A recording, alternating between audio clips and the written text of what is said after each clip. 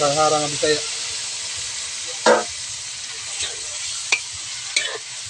Duha ni siya ka manok guys.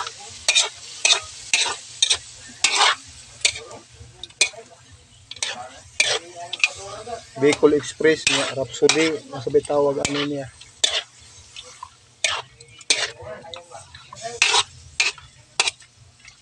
Bicol Express na may gata.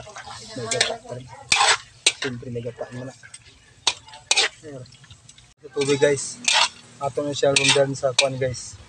Piso nga ito no. Ano ito